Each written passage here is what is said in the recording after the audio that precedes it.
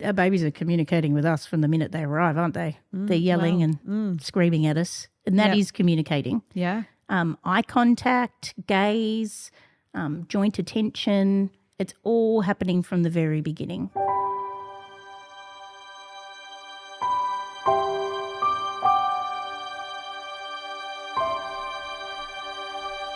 Hello everyone and welcome back to There's No Place Like Home.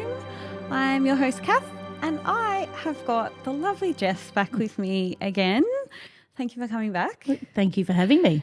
We've obviously done a previous episode with you, Jess. If you haven't listened to it, I definitely recommend coming back and just having a little listen before you tune into this one. But just as a bit of a recap,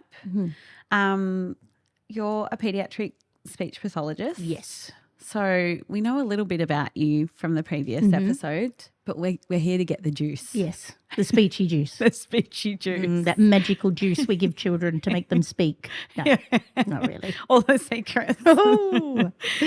So I would love it if you would start by telling us a little bit about your journey into speech pathology. Yes. So like I said the last time, I studied a Bachelor of Music at the Conservatorium. And at the end of that, I mean, obviously I went into that thinking, oh, I'm clearly going to be rich and famous singer. Turns out wasn't. So I thought, what am I going to do? And I had a speech pathologist myself since I was 12. And I thought, oh, I think I could do that. And I would work with singers. And so I went and did my master's and I ended up loving paediatrics and working with kids.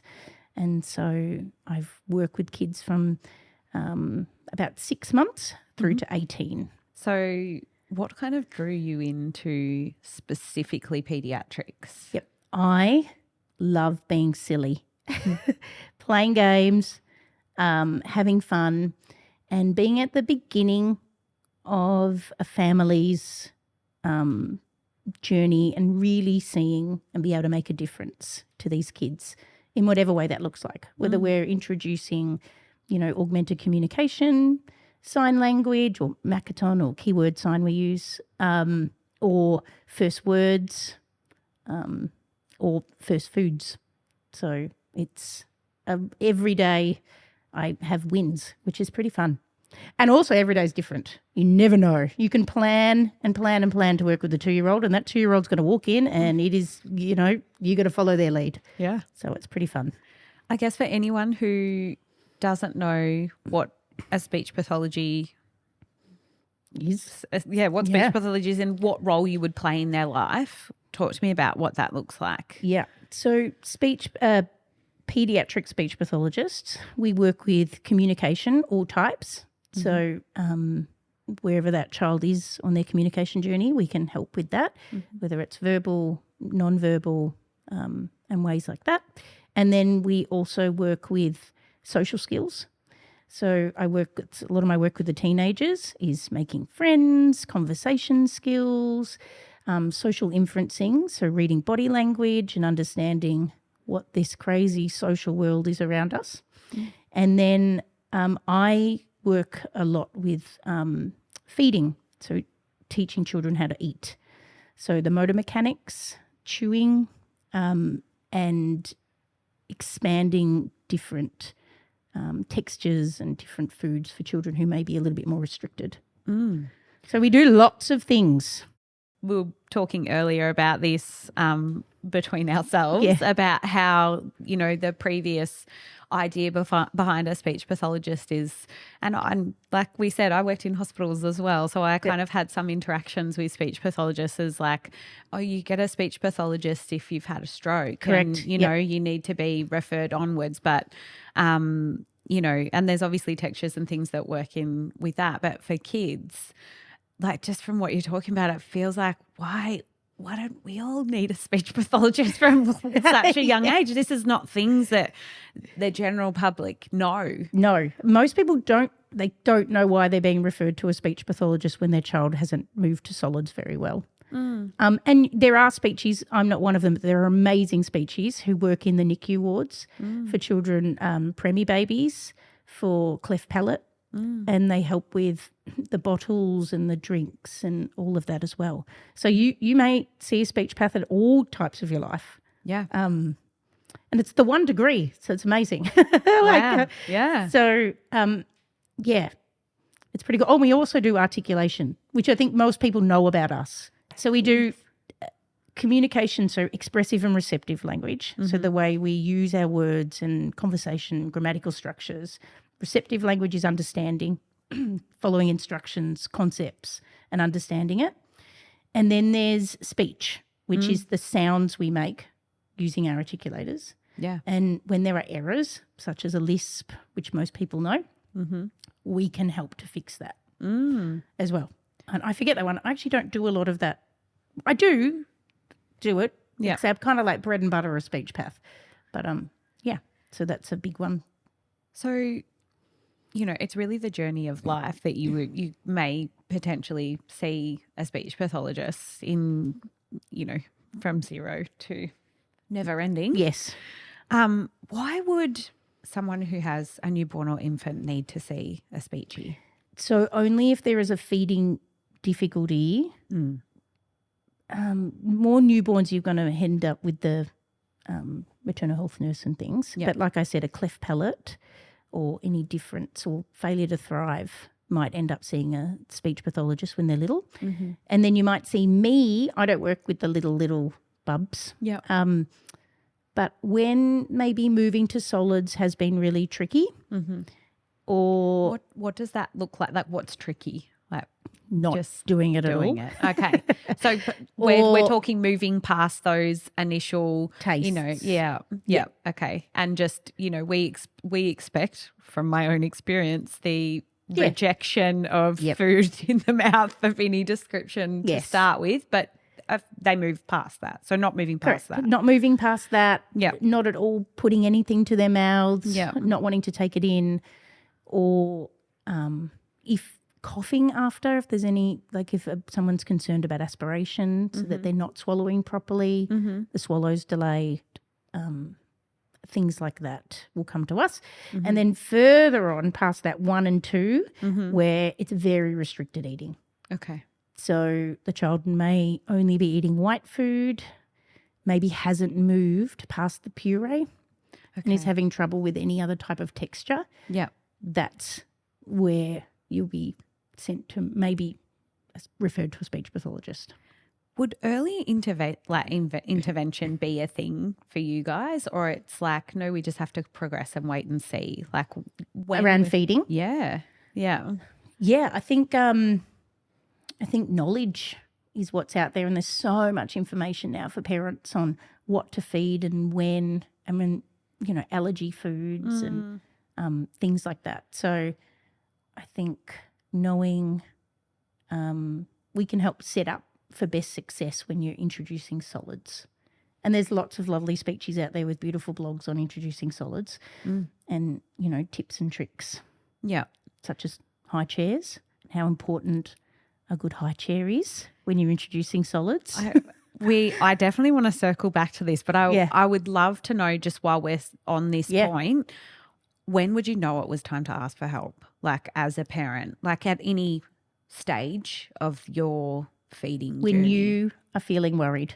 You actually don't need a referral to see a speech path. Yeah. So you can just ring up and book in. Okay. And then I have lots of parents over my years of a speechy who have come in and said, I don't think they're speaking enough, and they come in and the child is absolutely, I think, heading towards the right way. And I'm like, you know what, here's some tips and here how you can speak to them and do some different things, and come and check in with me in 6 months. You're doing a really good job. Okay. And there's no harm in that, and none of us are upset if you've come in to ask lots of questions and feel better at the end of it. Yeah. So sometimes it's a watch and wait, but if you feel like as a parent you're not sure. Yeah. And if we're worried, we'll refer out as needed. Yeah. Pediatrician. Okay. Yep. Physio, whatever we're thinking. Yeah. Yeah. So I think if you're worried, there's no harm in seeing a speechy. Yeah. What are some of the biggest feeding concerns that people come to you with? Do they vary? Probably. No, you know what? Restricted eating. Okay. One of the biggest ones. Yep. They're not eating enough. they only eat 3 foods. I can't get them to eat any colour. So that would be the biggest referral that comes to me. Mm-hmm. And people like to refer to them as fussy eaters, but I don't like that because I don't think they're ever fussy. These little people always have a reason as to why they can't eat that food, and that's my job to figure it out. So we look at the motor pattern, the chewing development, and the sensory element of the foods. It's actually very complex eating. Yeah, there's a lot more steps than we think for these little people to learn how to eat. So there's always a reason. And parents are so relieved when I'm like, oh, yeah, no, they've got a delayed chew pattern. We can help fix that. And then there's no way they could have eaten that apple anyway. So okay. So just the and the diagnosis behind, or being able to find solutions to those things. To be able to move through. Yep. I've had a young client, a young man, who I started with when he was in grade 1 and he only ate beige food. And he is now, oh my goodness, how old is he? 14. And we cooked curries together the other night and he ate 3 different coloured curries full of veg and rice. So I always talk about it being long game. Yeah. But you get there. Yeah. Not quick wins. But not quick wins. Yeah. Let's circle back to the high chair. Yeah. So we, in this space, see a lot of people who come in who are either very early on in their feeding journeys or potentially talking to us about starting it or progressing, etc. Yeah. So they're told between 4 and 6 months now, I think, that you can start solids. Yep. Sounds about right. Yeah, sounds about right. But it really is your baby has to be ready. And not every baby is ready at 4 months. Actually, to be fair, very few. So you need, clear head control, to be reaching for food, to be mouthing while you're eating, and to be able to sit up comfortably upright in that high chair. Are we talking by themselves? I certainly know I was laughing about this now, but I had towels all around my children you can prop them up. Okay, so they've just got to have control enough that they can sit up to hold their head. Yep. Yep. And grasp a spoon or some food. And so a good high chair, what does that look like? So in order for feed, and this is all the way through till they're about 6. Okay. So you should have 90 degrees at their waist, 90 degrees at their knees, and 90 degrees at their feet, which means no swinging feet in the air. Some big not big famous store that sells a $20 high chair with no footrest. So, and I do this when I do some PDs and I get the parents all to sit on the table and swing their legs and eat.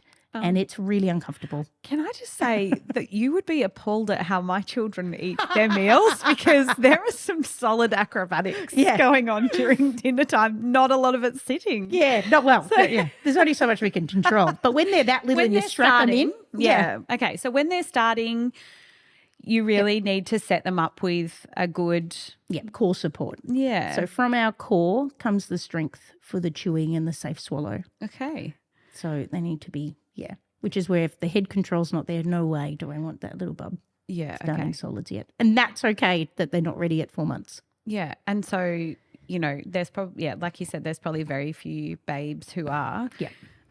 Certainly I am interested in this question because this was my own reality, and certainly have experienced it through guests that we look after as well.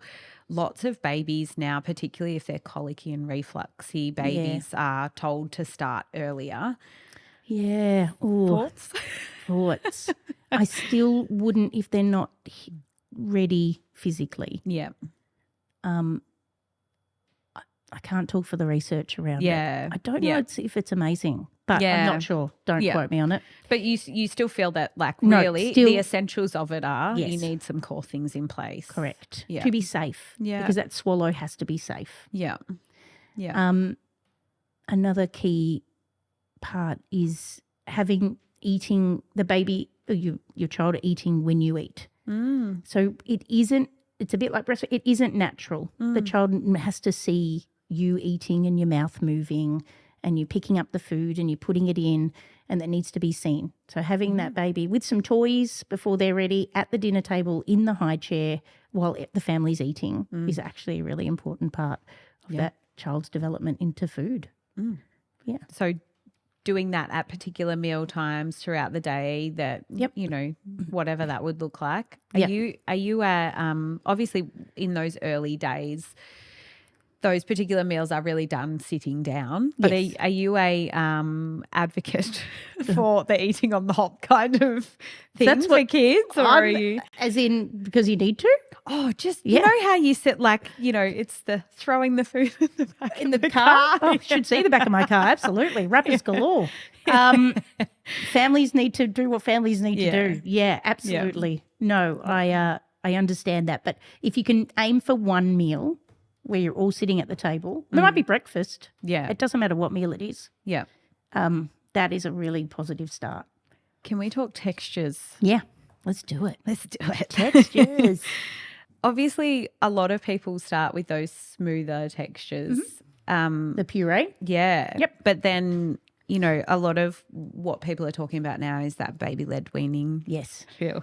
I've said a dirty word, haven't I? No. Baby-led weaning is great for we often wouldn't suggest it for a lot of the kids that are coming our way because the safety of it wouldn't be recommended. I go with more of a responsive feeding model, which is a mix of both. Okay. So I'm happy with purees and a spoon, and that child can have their own spoon. Those first, you know, up until 1, it's all about exploring food, different textures, lots of different tastes, as many tastes as they can get. What's the idea behind that? So you're saying exploring. Is there something for you as a speechie that you're looking for when you're like asking them to eat different foods? It's just exposure. Yeah, okay. Yeah. So learning practice makes perfect, and feeding is the same. Yeah. So it's that exposure to the different colour foods, different textures. It's still between when you start solids to about, you know, to well into their toddlerhood, it's about safety. So like raw vegetables, you can't chew those. Yeah. So if you're going to give the baby-led weaning, you're going to have cooked sticks of mashed potato, not raw ones. Yeah. Sweet potato. Yeah. Or broccoli heads that they can still munch, because that initial chewing pattern is a tongue thrust. So they have to be able to squish the food to safely then swallow it. Okay. And they're not originally going to swallow a lot of it. It all gets pushed out, and that's all part of it. Yeah. Another one is don't wipe their face.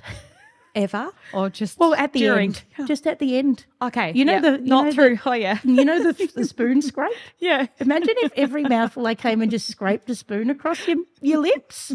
But it's such a classic move of a parent. Yeah. Whoop, scrape. Yeah. No, leave it there, because then they use their tongue maybe to explore that there was a bit of food down here, or they can feel it and they start to get all those lovely sensory experiences.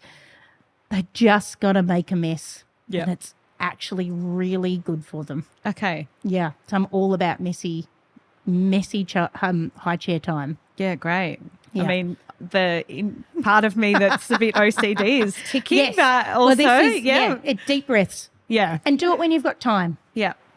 To then clean up, change the clothes, do what needs to be done. So one big thing that we experience here, and just through talking to lots of different parents, is that fear around starting solids and choking. Yeah, it is really scary. And it's a real fear of so many parents. The thing to remember is there's a big difference between gagging and choking. And a child will gag on their first foods. Yeah. And the gag reflex is a really important part of a baby.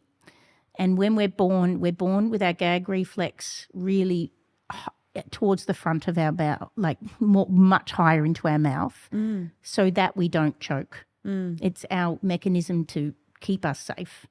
And then as babies mouth things, such as put everything they see in their mouth, they gag, such as the spoon, and that's how we decrease the gag reflex to a more comfortable space where probably all of us as adults aren't gagging every time we put something in our mouths.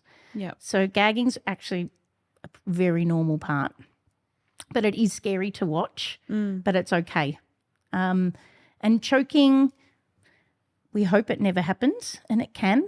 And I think if you're really scared about it, go and do a baby first aid course where you'll learn about what to do if your baby does choke. Yeah. But if you're safely introducing the foods as your baby's ready, so like I said, so cooked vegetables, and they're learning to use that tongue and moving that tongue from side to side rather than just back and forth, they're going to be safe.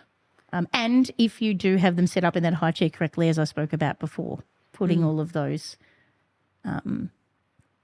safety precautions in place and sitting with your baby and eating with them, not leaving them with food and walking away. Yeah.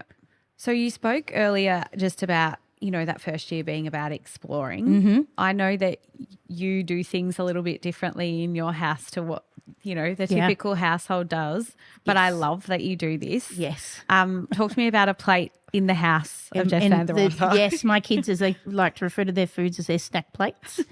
Even my husband was horrified when I first started introducing solids, and I would always introduce, we call all food is good food. There's no healthy or unhealthy. There's some foods we have more of and some we don't, and I like to teach the kids that from the very beginning. So when I introduce foods to them, they will have maybe a sandwich, some fruit, and if we're having a lolly or ice cream, it goes on the plate with the sandwich and the fruit, and it's given to them all at once. And the theory behind this is that I'm not creating like the forbidden fruit, for want of a better. So I'm not saying that ice cream is better than broccoli. So you don't have to eat your broccoli to get your ice cream. So it is a type of feeding theory that I follow called the division of responsibility. And it says that the responsibility of the parent is to choose when the child will eat and what they're going to have. And my responsibility is done once I've put that in front of them. And the child's responsibility is to choose how much and what they will eat. And that's it. How are you not ticking on the inside from this when you're like, eat your broccoli, not your ice cream? Are you just so deconditioned to this? No, we all have our moments. Let's be realsy. But like I've seen it so ebb and flow, like that, Quinn might eat like no broccoli for a week and live off crackers and apples at the minute she's obsessed with, but then the next week eat an entire head of broccoli over 2 days. So we like to think of what a child has eaten, not per meal, not even per day, but we look at what they've eaten across a week. And that's okay. And some days you aren't as hungry as other days, and we are the same as adults. And we need to let children choose and listen to their bodies, because what we're doing is we're teaching kids not to listen anymore. And I think it's a really powerful thing for them to go, no, I am feeling full. And you go, okay. And that means taking a deep breath, and they did just eat 2 pieces of apple for breakfast. And being like, okay. But then I also stand strong with that there's no snacks after dinner. Okay, because they've had it all on their plate just then. Yeah. But it does stop those battles. And so, yes, my husband thought I was even insane, but he's just got to eat the strawberries. And I was like, I'm not going to tell – he's a builder, by the way. And I said, I'm not going to tell you how to build a house. Don't tell me how to feed our kids. So it was a constant battle, but now he's all for it. Yeah. He's great. Josh's snack plates are amazing. Yeah, stack plate. But the theory, there is another theory behind it. So a lot of the kids that come to me that are restricted eaters, there's a lot of anxiety around eating, whether that's been because they sometimes are anaphylaxis to a certain food, and food has been dangerous. Reflux babies, food has hurt them. Like that is real. And so there's a lot of anxiety. Or when our kids don't eat, it is so hard as a parent because we are supposed to keep them alive. That is our job. And if you don't eat, you're not going to stay alive. Yeah. It is very stressful. I have very stressed parents come. And so meal times can become a real trigger point in a household. So when I am introducing maybe a new food, let's say, I don't know, pumpkin soup, and that child is instantly going to go, no, yuck, not going to eat it, right? If you've had a experience with food that hasn't been positive, your anxiety is going to rise. That child's anxiety will rise. When your anxiety is high, your hunger levels cut off, and you are now officially not hungry anymore.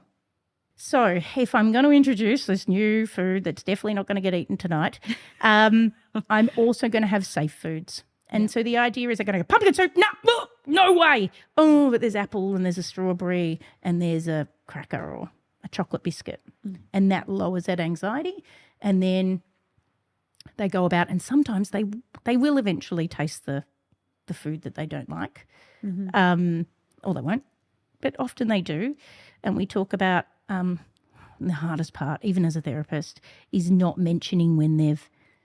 So we say any pressure. We don't want any pressure around meal times, which is even good job. How good was that? Wasn't that yummy? We can't say anything. So I've sat in therapy where the child's eaten food for the first time ever, and we're just going to be like, yeah, whatever, like nothing. Not an achievement at all. I've just been going for like 6 months trying to get a piece of watermelon. You just ate it, but like, I'm not even going to react. It's like, whatever. So we teach that. And it is, I mean, it's amazing. It happened just in my clinic last week. And I was like, yeah, whatever. That's so cool that you ate that. I don't care. But it is exciting. And parents were all like making eyes at each other. Yeah. So we talk about just not talking about food. Yeah. And we speak about having to try a food. I say to the kids, the scientists tell us, I don't know who these scientists are, but anyway, they believe me. You have to try food 15 times before you know if you like it or not. Your brain doesn't know. So if you try food for the first time and you're not sure, instead of saying, yuck, I hate that, you have to say, I'm still learning about that food, which is one of my favourite sayings. There would be a lot of learning at many houses around the world. Still learning about that food. I'm lactose intolerant, so I can't have, sometimes I have to have yogurt or something in it, or some kind of cheese, which I can't stand. I'm always like, I'm still learning about that food, guys. All these years later. So, I mean, in your work, obviously, you've spoken a little bit about referring in and out, and I know that some of the work that you do is in a multidisciplinary team. Yes. Who are the typical people that you work alongside? The teams, I work a lot with psychologists, child developmental psychologists, occupational therapists. They also do feeding therapy. Okay. So we often are at the same PDs. Yeah. Physiotherapists and paediatricians. The paediatrician kind of heads up, if we're looking at diagnoses, if my children have, a nasogastric tube fed or peg fed, they're helping to ensure all of that safety and health checks, weight and all of that. Or if we're looking at a diagnosis of a neurodivergent kind of scope, then they're in charge, and then we're the therapy team. So, yeah, it's rare that I'm the only therapist involved.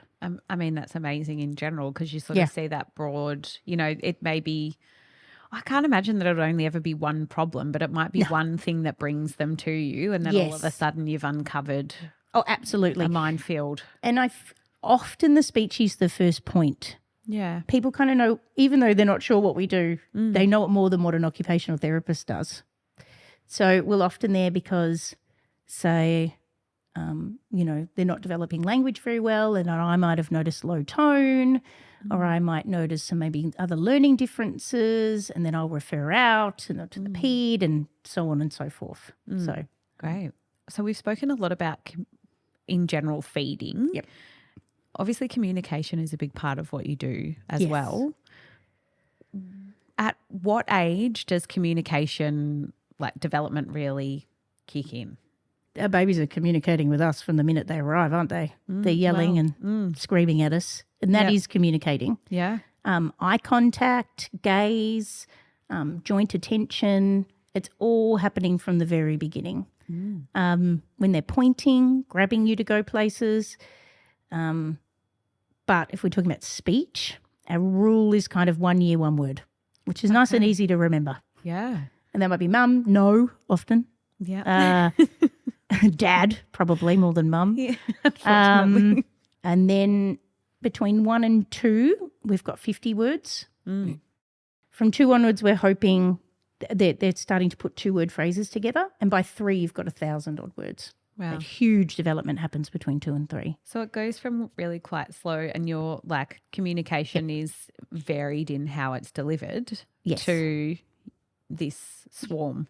Yes, definitely. But they've been listening the whole time. So even when they're little, talk to them like they can understand everything. So, okay, today we're going to go see, Grandma, and we're going to pack the bag. And in the bag I'm going to put da-da-da-da-da. And even when they're little, use all of that language. The more exposure, the more language they've heard, the better. Sing songs, making up silly songs. Go for it. Don't be silly. They can't speak back, but they are listening and they are learning as you do that. Are there key milestones for you to watch out for in development? Yep. Babble is a big one. So there'll be when they're, 0 to a couple of months, there's a lot of vocalization. So no real sounds. And then we hope to get to babble. And that's where they're practicing all of the sounds that they're going to need to speak. So the baba, ya, mama. And and so a fun thing to do is say the sounds back to them. Okay. And it's not, I know people get, it's baby talk. It's actually not baby talk. So if they go ba, ba, ba, you can go ba, ba, ba, and then add another sound in. And so that's a really good way. Replication of sound and mirroring of what they're doing. Absolutely. That's turn taking, basic conversational turn taking. Yeah, really important skill. Animal noises, bath, great. They're all just practicing with their mouths. All the different sounds they're going to need for all of those words to come in. Is that as well about muscle development too, or not so much? Yeah. Okay. Yeah, definitely. Yeah. And the same muscles we use for speech are the ones we use for swallowing, for eating. Yeah. So super important. Super important. To be doing alongside each other. Yeah. For you, in your practice or for parents at home, are there any red flags that you would want people to know about that they might just brush off otherwise? Yep. A quiet baby. Usually if they're not doing a lot of babble, if they've only got maybe one babble sound leading up into that 1 year mark, if they're not sounding like they're having a little conversation, when they pick up a pretend phone. Oh, yeah. Yeah. And all that intonation. If they're not doing that, we are worried because we do really need to be doing that to be speaking. And often, you could come to a speech and we'd probably send you for a hearing assessment straight away. Yeah. Yeah. So really listening in general. Just listening for all those lovely funny sounds that they make. Yeah.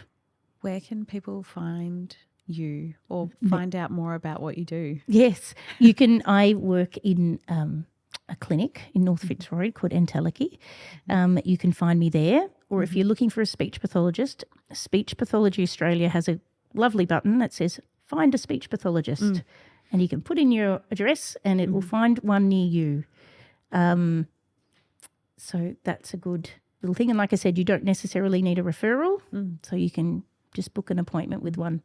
Amazing. And everyone, you might want to look, we all kind of, because speech pathology is so broad, we do specialise in our own areas.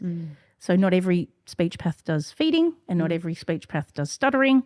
And so you could have a little, call around and see who's around.